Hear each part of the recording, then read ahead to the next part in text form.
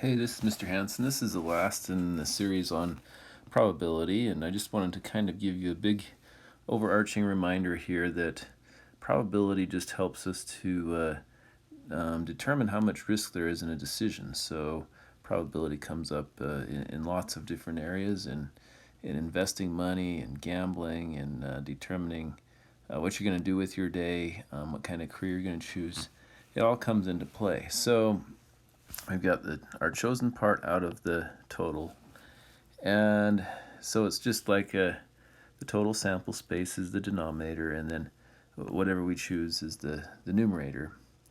And sometimes it'd be nice if we had a way to find numbers for the top and bottom. So I'm going to look at a few rules with you: counting rule, permutation rule, and combination rule, and hopefully this makes some sense to you. So let's start with the counting rule. It's really quite simple.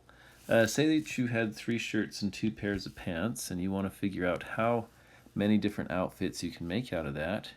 You can kind of see this tree diagram here. So this is a pair of there's shirt A, shirt B, and shirt C.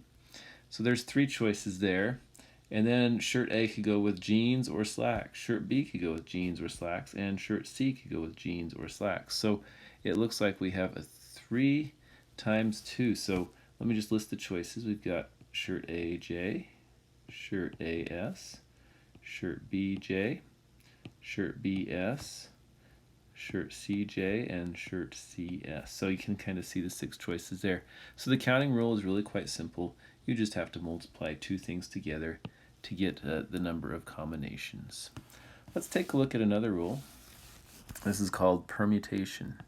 So this time, the example I have is that you have a club with 5 people in it, and you need to choose a president and a vice president from a club of 5 people. So I would start by thinking about what's the chance of picking how many different options do we have to pick a president? Well, we can pick from 5 different people. Now, once we've picked from 5 people, what are the options that are left for a vice president? Well, there's 4 people to pick from. So 5 times 40, or 5 times 4 equals 20. So this is called a permutation. It's where order matters because the president and vice president are different ranks. And there's 20 different ways if you had a group of 5 people to pick a president and a vice president. So let's kind of talk about how we could write this mathematically. We could say 5 factorial. Factorial just means 5 times 4 times 3 times 2 times 1. And we can see that we have this part right in here, but we don't want the 3, 2, 1. So all we have to do is divide by 5 minus the number that we're choosing from, or the number of choices we have to make. So 5 choose 2, so there's really 2 choices to make. 5 minus 2 factorial, and 5 minus 2 is 3. So we go 3, 2, 1 there. And as you can see, the 3 over 3 cancels out. These all cancel out to 1. And we have 5 times 4.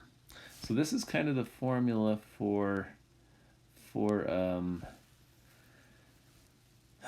permutations. N is the number of people you're choosing from, and R is the number of selections or number of spots or choices that you have.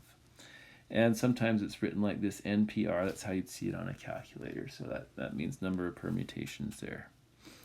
Okay, so hopefully that makes sense. 20 people to choose from. Let's look at one that's a little bit similar. This is a combination, so not a permutation. This time we're choosing 2 people from a group of 5. Last time we chose a president and vice president from a group of 5. This time we're choosing 2 people from a group of 5. So as you can kind of imagine, we've got the same thing going on here, except this time we're dividing by 2 factorial, because in the previous problem you could have Joe be the president and Sally be the vice president. That's one choice. Or you could have Sally be the president and Joe be the vice president. That's 2 choices. But here, with picking any 2 people, rank doesn't matter or anything. So really, instead of 2 choices, we just want 1, Joe and Sally. And that's why we divide out this 2. That's why the 2 factorial is on the divisor here. So we get 5 times 4 times 3 times 2 times 1 over 3 times 2 times 1 over 2 times 1. And that 2 factorial is just kind of saying that we're canceling out anything that's written forwards and backwards. So let's see what we can do here. These cancel, and then 2 factorial is just 2 times 1, so 2, and that cancels down to a 2, so we end up with 10. So this is called a combination. So it's written like this, NCR. That's how the symbol for combination. And we're going to have a n factorial all over n minus r factorial times r factorial, like that. So we have that extra little piece right there that kind of gets rid of all of the forwards and backwards and the different combinations or different ways of writing that. Okay, so permutation, combination. Permutation, order matters, rank matters, combination it doesn't. Let's take a look at one last thing here. What is the probability of picking 2 boys randomly from a group of 4 girls and 2 boys? So I'm just going to clean this up and we'll... So you might remember with dependent events, you could say something like this.